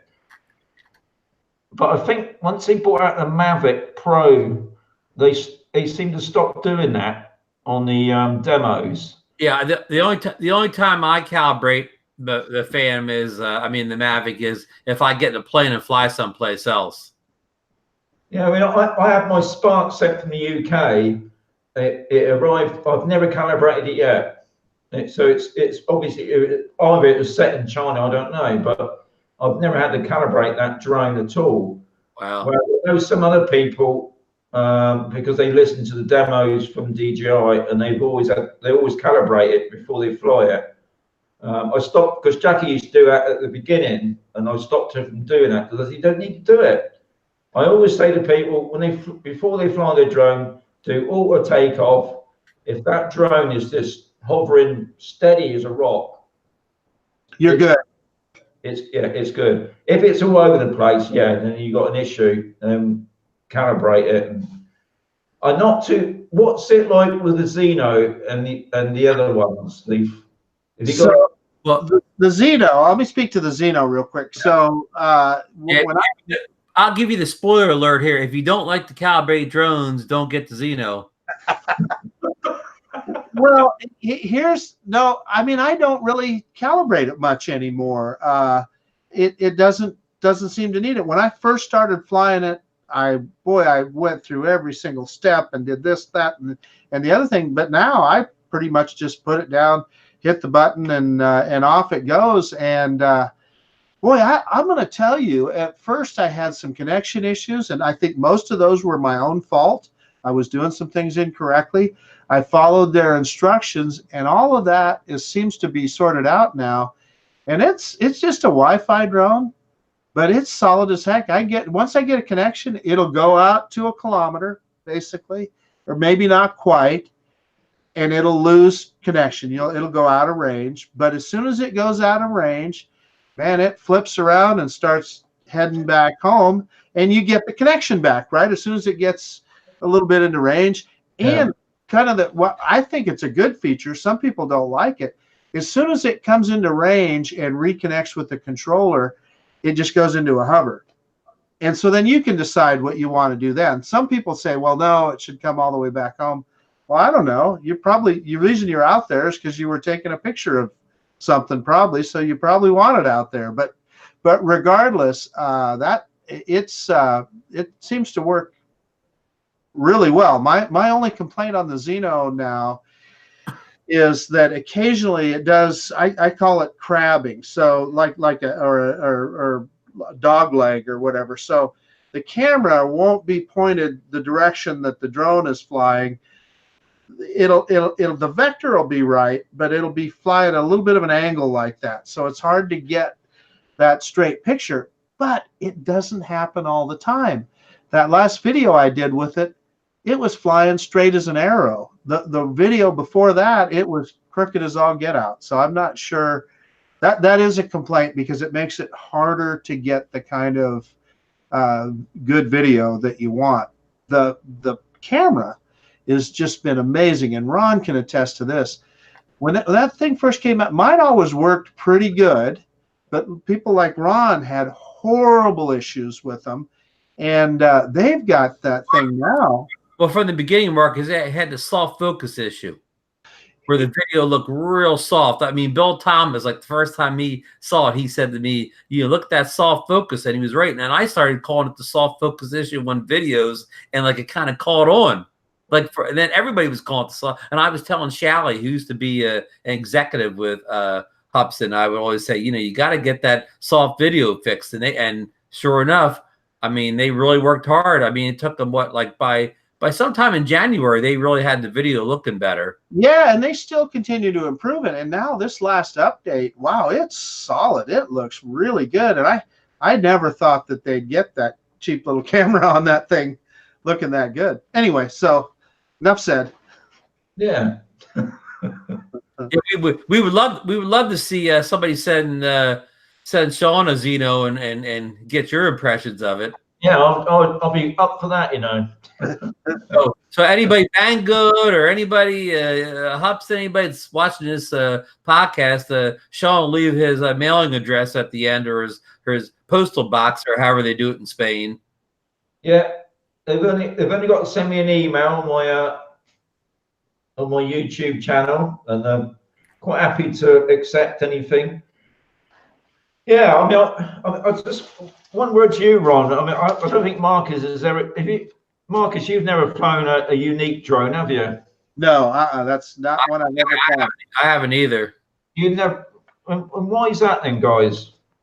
Well, I'll give you a short story. What I think I got my first drone as a toy, maybe like for Christmas of 2015. So I was hooked right away. So by the middle of 2016, I'm looking to get a real drone, and I was looking at either the Phantom 4, which was my first real drone, or I was going to buy that unique Typhoon.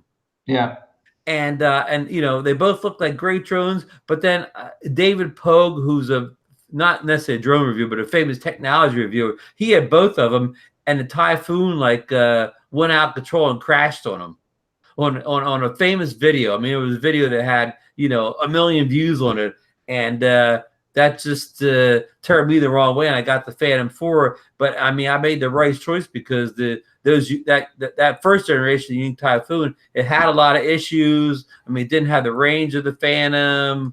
I'm not down. If it's any unique lovers on the chat here, I'm always speaking secondhand, so I'm no expert, by no means a unique expert, but just that kind of turned me off, and really haven't looked at one since. Because when DJI first started bringing out their Phantoms, I think it must have been when the Vision Plus first come out, Unique had already had the Typhoon by then. And like you said, they did have issues, but it was still a brilliant drone. It was a bit more pricey. And at one period, Unique was ahead of DJI especially in its avoidance and things like that. Mm-hmm. And for some reason, the past 2 or 3 years, I don't know if Unique had gone down the road of commercial drones. I don't know. Well, they have recently, in the past, I'm going to say year, they have released a Typhoon Plus now. Yeah, which has a lot of great specs on it. It has a 1-inch sensor camera, just like the Phantom 4 Pro does. and it has a lot of advanced features that say commercial pilots would use, but I still think it's taken a foothold here in the U.S. at least. Of all the drone channels I watch, nobody really has it or even tried it. Or when I went to the drone show last year, they had the Unique brought out the Mantis, which was a bit like the Anafi drone, except it was a 2-axis camera. I mean, it's just what I didn't understand. If you're bringing out a new drone, you've got to be ahead of your time. There's no point of being behind, any of the other drones. And it was about the same well, it was more than the Anafi drone, and it was a 2-axis, even worse than the Spark, and I couldn't believe a company like that had brought out that type of drone. It's quite a flimsy drone, and it just seems to have disappeared in a sense. I don't seem unique at all. And it's interesting to see these other drones behind Marcus's head that are starting to appear on the market, sort of behind DJI. And I think it's good to have these other makes of drones because it keeps DJI on its toes, always, trying to be the best. Well, we're going to talk about this more on the show Monday night, the Anafi and the history of it. If you remember this show, when the Anafi did come out last summer, around July 1st, I think it was July 1st, DJI had a big event planned in New York City for the middle of July, but all of a sudden the event got canceled. Yeah. And we kind of knew why. And then the event was rescheduled, like, I'm going to say towards the end of August. And all of a sudden they come out with a Zoom. They came out with 2 drones, the Mavic 2 Pro with the 1-inch sensor, and they also came out with the Zoom model. A lot of the rumors say that Zoom, the Mavic Zoom, wasn't a product yet. But when the Anafi came out with the Zoom features, when Parrot came out with the Zoom features of the Anafi, DJI canceled that and went back to the drawing board real quick and put a Zoom camera on the Mavic 2 Pro. So I mean, you're right. Get back to your point that it's good these other drone makers are out there challenging, because it looked, if rumor's right, the Anafi forced DJI to come out with the Zoom model. Because that was the same thing that happened a couple of years back when GoPro decided to go into the drone market, and they bought out the Karma, and then obviously a week or so later they bought out the Mavic Pro. And I think the DJI had problems with that Mavic. That first time they bought out the Mavic Pro, there was quite a few issues with it, like with focusing. And I think GoPro jumped ahead of itself with the Karma, bringing it out earlier, and obviously hadn't sorted out their issues. Yeah. And remember, even though the Karma was a folding drone like the Mavic, it was much bigger. It was huge. But it was huge. And, for the same price, you could get the Mavic, which, was much lighter and more portable, because by that point, it had way more features. Right. I mean, the Karma, the technology in it was kind of dated when it came out already. And again, it was just too big to be a foldable, portable drone. And as right now, why there is no Mavic 5 on the horizon is people outside of professionals, people want portable drones now. They really don't want, full size. I mean, for travel and for the fact that, like you said, pointed out earlier, Shaun, people are real. Non-drone flyers are real put off by drones this size, but they're not really bothered by drones this size. No, that's true. I think that's what it is now. I honestly think that this is at its time now, and no doubt maybe DJI will bring out something similar, but I think it would be more into the commercials world with for 3D print and things like that. So Shaun, is that then going to go in the Matthews Drone Museum? Yes, it's all going to go up there.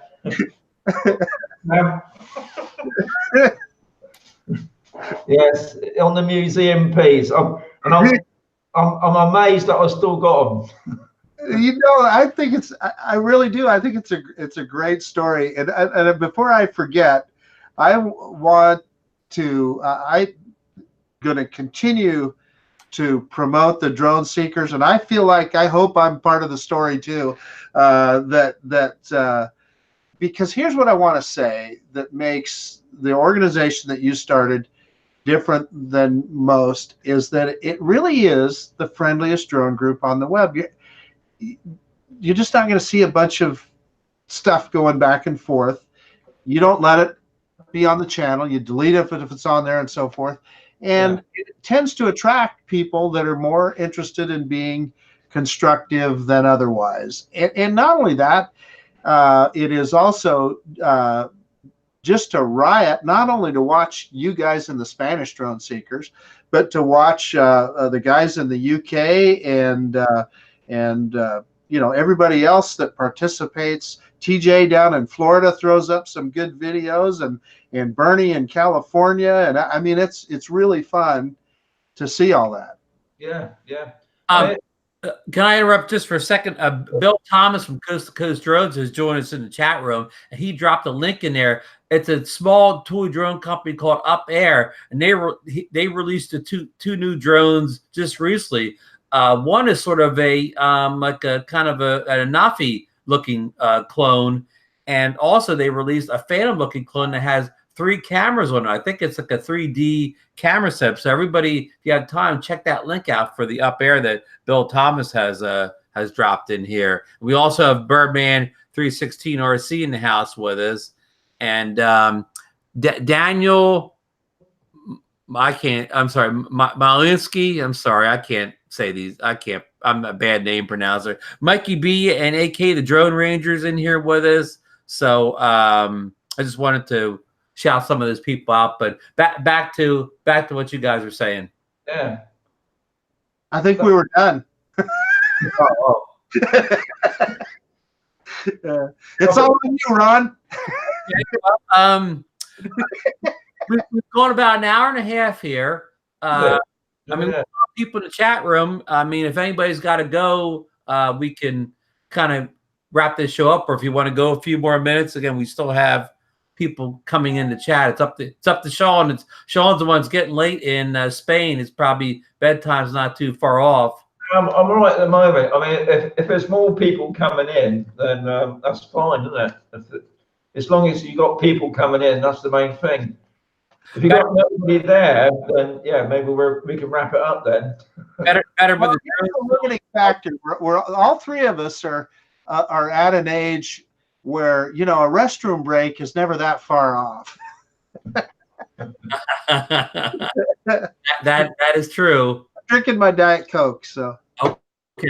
Well, Shaun will be heading to bed, and I'm guess what I'm doing as soon as this show's over. I'm going to take the little Zino out for a little test flight, the new software. I'm going to test the orbit feature that Marcus had a little issue with the other day. Marcus, we should start our own show called the 2 Zinos.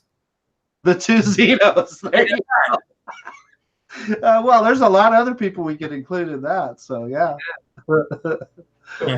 What time are we talking then, guys? If you're on about going out flying, it's only like 5:30 in New Jersey. It's 3:35 here in Idaho, and I actually went flying before the show today.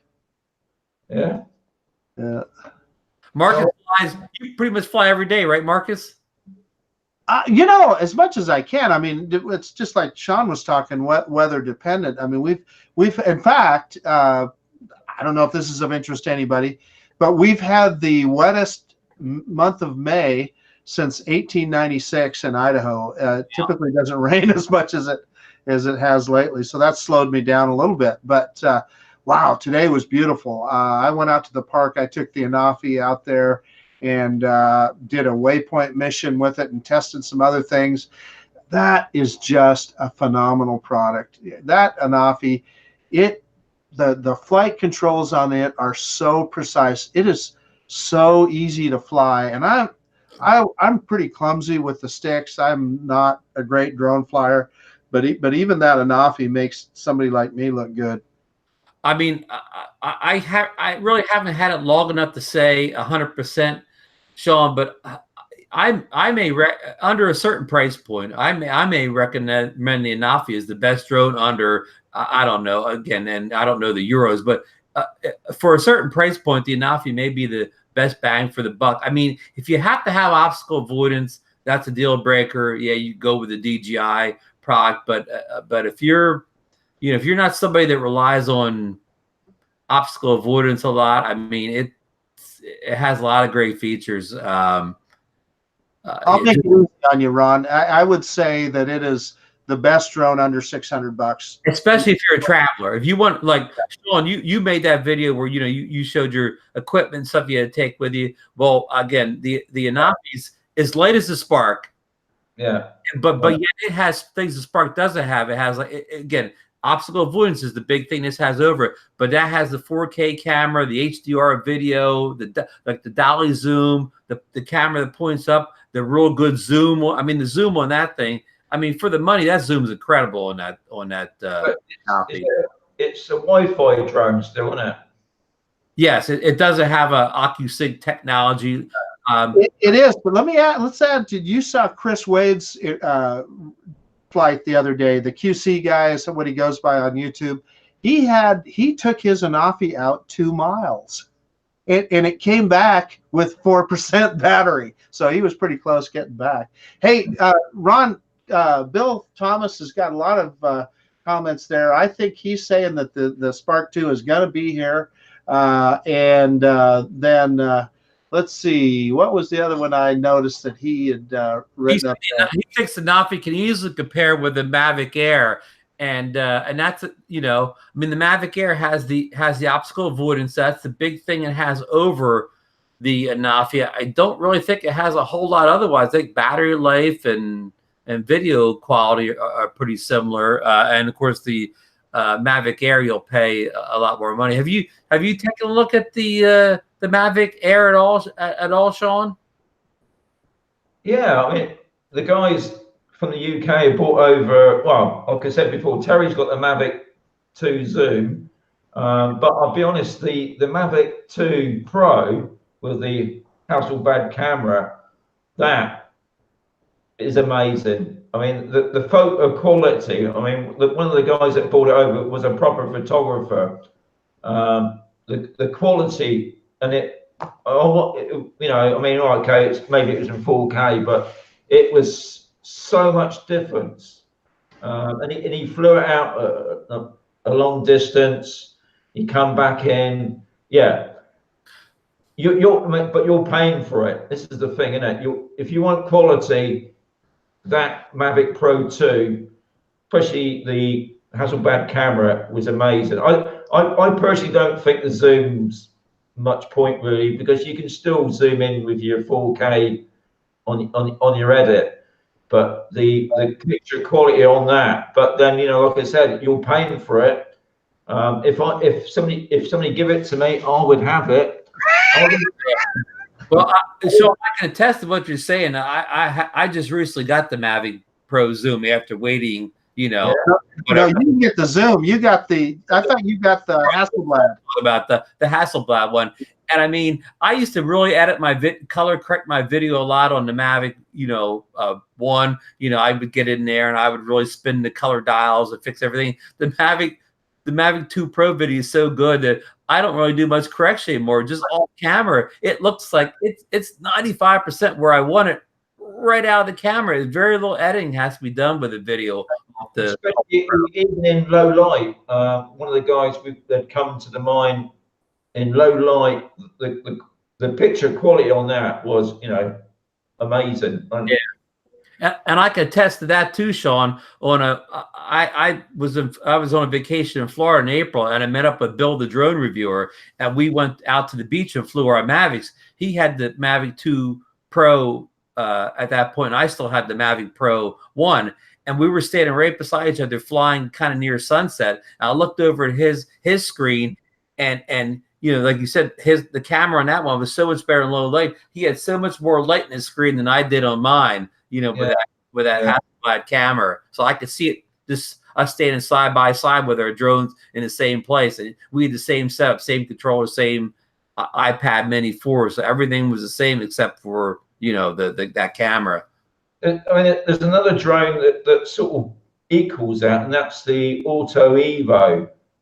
Yeah. Yeah, the only thing I've noticed in that was in low light, it doesn't do so good against the Mavic. Right. You know? It has the same sensor that most of the other drones does. It has that what is it? One and a third size sensor. Is that the size, Marcus? Is in most of the drones like 1.25 inch sensor? So it is the same sensor size as almost every other drone. So it wouldn't be able to do the low light like the Pro. The big advantage, the big thing that people like that the Autel Evo has, it can do 4K 60, or even the Mavic 2 Pro can't do anything higher than 4K 30. Yeah. I mean, I know that's not a big deal for me, but a lot of guys love that 4K 60 or whatever, and the Evo offers that. So Yeah, I mean, I've noticed about that. I've noticed that with my Pocket, that I put everything in 60 frames now, because when you're moving it about, it does show if you've got it in 30 frames, whereas 60 frames, you know, it's just so smooth. So I've no doubt it's the same with the drones, I suppose. right. But, Yeah. I mean, I noticed that the Mavic, no, the Phantom 4 Pro, a lot of people are still comparing that camera even with the Mavic 2 camera. Well, I'm glad you brought that up. We're going to ask Billy Kyle that on Monday night. Yeah. I think he's one of the people that he says still the Mavic, I mean the Phantom 2 Pro camera is still better than the Hasselblad on the Mavic 2 Pro. Phantom 4, you mean? Phantom. Sorry, it's too much. It's too many numbers here. The Phantom 4 Pro camera still may be better than the Mavic 2 Pro camera. But the price, I'm right in thinking that the Phantom 4 Pro, isn't that a lot more still? Well, it's actually discontinued. You cannot buy it from the DJI website anymore. You can buy one refurbed. Well, but it's in the store there. But guess what? You go in and it's sold out. If you buy it new, but if you go on the refurb part, it's gone. Yeah, it's been sold out in the refurb store. Oh, really? Okay, I missed that. I mean, I didn't check today, but last time I'm going to say I looked in last weekend, it was there. But back to Shaun's point, yeah, I mean, the last Phantom 4 they ever made, the Pro V.2, I think it's the same price as the Mavic 2 Pro, $14.99 US. Right. But you can't. But you're lucky if you can get that the Phantom. If you have to be lucky to actually pick a new one up. Yeah.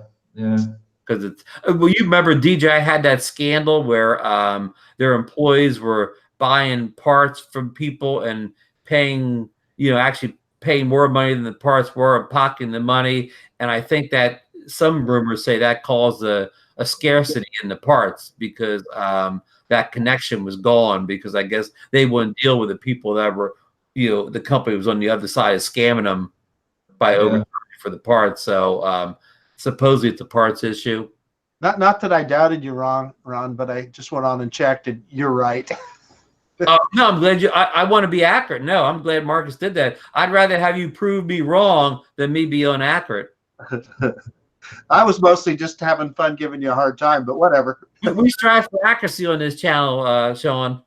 Good. That's good to hear. Maybe, Shaun, one question before we wrap things up, since we're going close to the late hour here. You not counting drones, what camera do you find yourself using mostly today for your Expat Mazarin channel? I'm glad you brought that up. I was going to plug your Expat Mazarin channel. I mean, I love the channel, and even though it's not your drone channel, you still fly drones on it a lot. So it's still kind of a, it does have drone content, but back to my question, I got off topic here. What camera do you use to film most of your ground-based video? All right, I use a camcorder, the Panasonic. Without falling over my drones. So look. Hey, well, so while he's doing that, at Better with the Drone in the comments is saying that the P42P V2.0, I think he says that mechanical shutter has an advantage for mapping, and he said that's why that's that's a big thing. Yeah. Right. So that's what I use mainly for my camera work. Okay. But for my photography, I've always been a Canon man myself. Okay. And I've just kept my old camera. I got a Canon. Oh look, Marcus has got one now. That's an M50. Yeah, I've got a God. Mostly I use a 700D, which has probably been out for about 6 years now.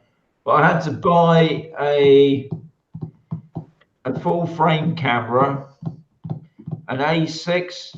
Does that sound right? Is that Sony? No. I only stick with Canon. Yeah, right. Because you have you're locked into the lenses. Yeah. Yeah, that's what I mean. I've got a load of lenses, so I've just stuck to that one, mate. I started out with Canon in like 1980 or 81. I bought a Canon AE1. It was my first like real camera. I was like in college at the time. Yeah. Oh yeah. Photography side has always been my main thing, and I love going out taking photographs using Lightroom and Photoshop. And I would be lost even now with editing without my Photoshop. But I'll be honest, the little pocket camera here takes a good photograph. It doesn't take a RAW, obviously, it just takes a normal JPEG, but quite happy with that. I mean, even my GoPro Hero 7 takes like a nice photo. And we talked about this before with the drones, and same thing with land-based cameras. I mean, yeah, sure, it's nice to go out and have buy I don't know, a $3,000 camera body and have like 50 megapixels. But I mean, if you're out in good lighting conditions, lighting's good, you're right next to somebody, your camera's good enough in most situations. Where those expensive cameras come in play is when you're in bad lighting or tough conditions and you need that extra stops of range. And can I mention this company? Is it Hawaii? Huawei. That's a bad word in the U.S. Yeah, they're stealing all our stuff and the data in the U.S. It's such a spy. Yeah, spy camera. It takes a good photograph, I must say. And the DJI drones, they're spying too now. So it's so awful. But you can't not Google for that, can you? Really? Yeah, the top spy in the whole world, or let alone Facebook, for God's sake. Yeah, right. Yeah, they do a ton of spying. They do nothing wrong. No. Anything. Hey, your point, Shaun, is these dang cameras. This is the iPhone 10. Yeah. My God, I can't believe the photographs I take with this thing. Yeah, they're stunning. Yeah, I still think, end of the day, it's who takes a photograph takes a good shot. If exactly. You can have a £50,000 camera, and you could go out with your little phone, and you could probably, if you know what you're doing, as long as you take a decent shot, you could probably win a prize.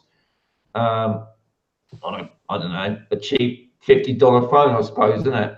Yeah. I mean, even like 5 years ago, I don't know what iPhone I had then, but I would go to like a national park in the U.S. We'll say Yellowstone Park or whatever. Yeah, everybody's heard of it. And I would have my Nikon full frame camera with me with some expensive lens on it, and I would stand there at the waterfalls and take a picture. But I'd also snap an iPhone picture too, just because like I could send it quicker to somebody, and because it had the tagging, so I knew exactly where it was. Half the time I would get back to the hotel and I would like the picture I got better on the iPhone than I did the full frame Nikon. I would look at it and say, well, I'm just going to go with the iPhone picture. It's actually better. And then some of that's because the iPhone's doing what they call computational photography. The computer algorithm is fixing the picture up for you right as it's being shot and processed, where your big Nikon, it's not doing that or whatever. You have to do all the computer work on your own, where the iPhone's doing a lot of it for you.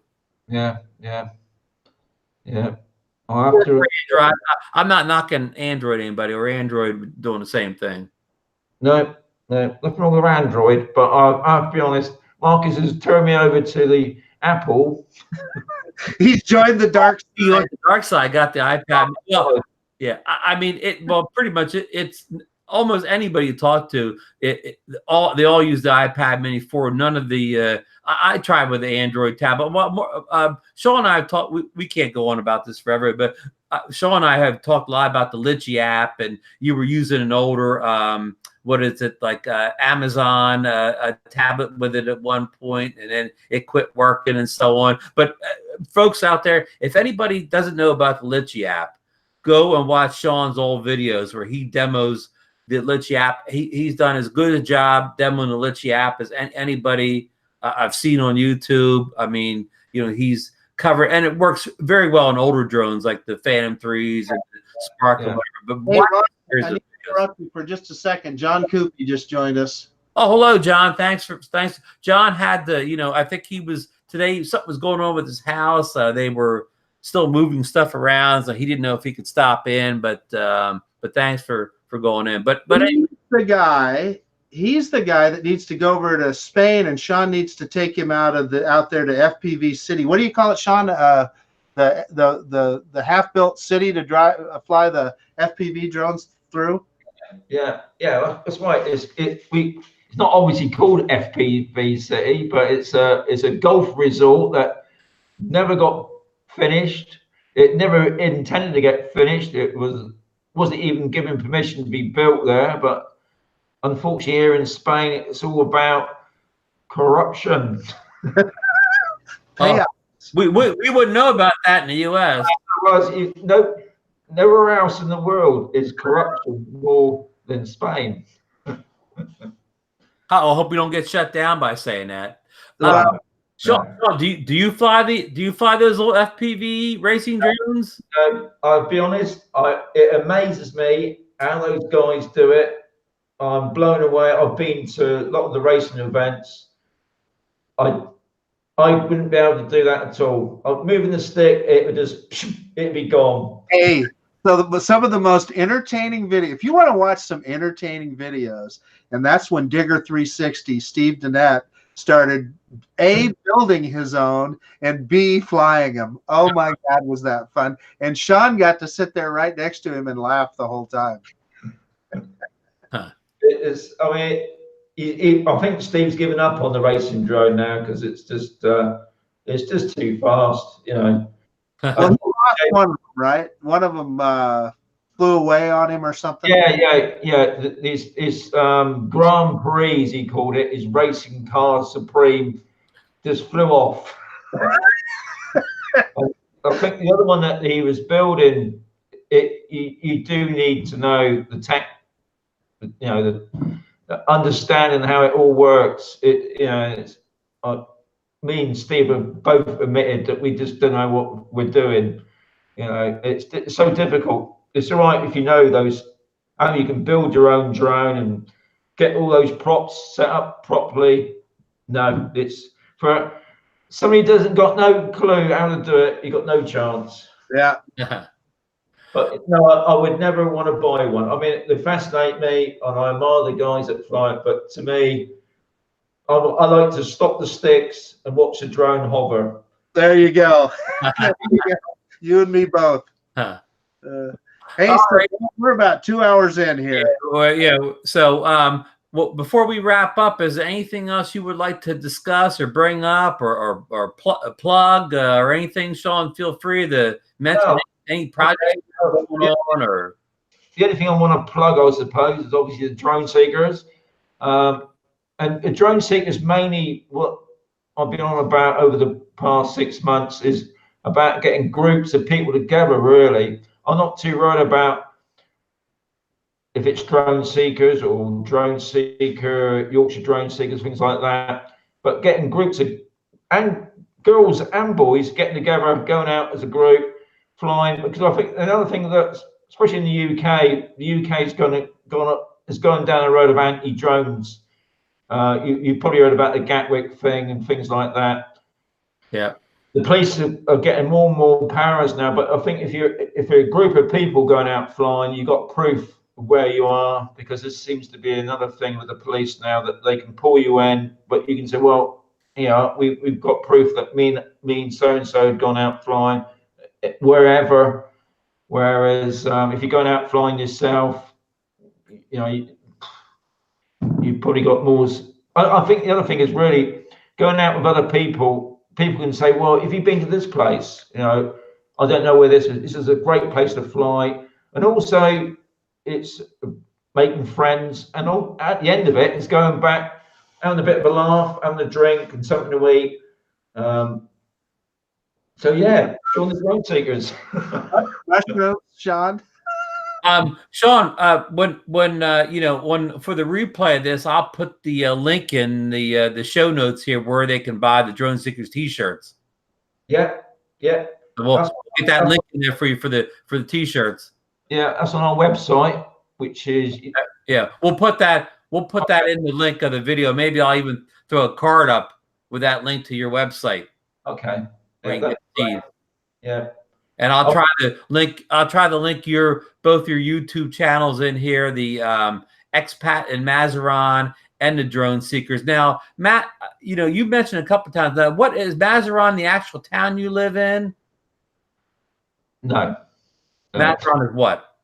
No, yeah, I mean, we live on a urbanization, as they call it, which is Cambusole, but Mazaron is our nearest town, which is about a 10-minute drive from here. That's, you know, the main Spanish town. And I thought that's why I call myself Expat in Mazaron. Okay.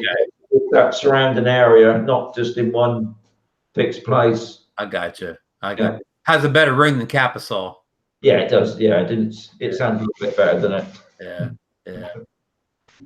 Well, you know, on that note, I'm gonna, you know, I want to thank you so much for being on the show with us tonight. Most welcome. It's been an honor having you here. Been admired for a long time.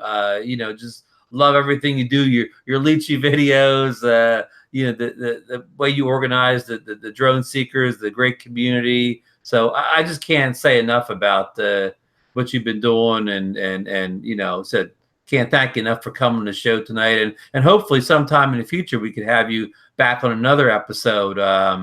You know, yeah, I like that. Yeah, back sometime. So I'm going to throw it back to Marcus to leave the final words and thoughts for the evening.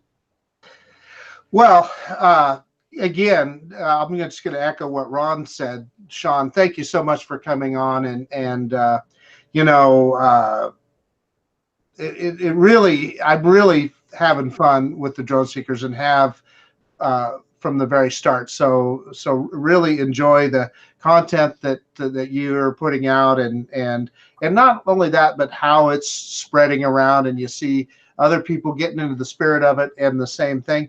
The other thing that I want to mention is I have to tell you, I know I don't live anywhere near Spain, but I'm really enjoying your Expat and Mazaron channel too. So if anybody hasn't seen that, Shaun takes you on tours of different places in the area, and it's always fascinating stuff. So I encourage people to check that. Now he's got that really fancy logo now too. We love that new T-shirt, Shaun. Are they for sale? No, not yet. Okay. Not yet. When I reach 10,000, you'll be able to get one. Right on. And I forgot to ask, how's Molly doing tonight? Bonnie, you mean? Bonnie. Yeah. Bonnie has gone to bed now. Okay. Kind of like Shaun wants to. Okay. He said, I'm off. Thank you. Okay, thank you very much, guys. Most appreciate it. All the best. Thank you. Good night, everybody. Cheers.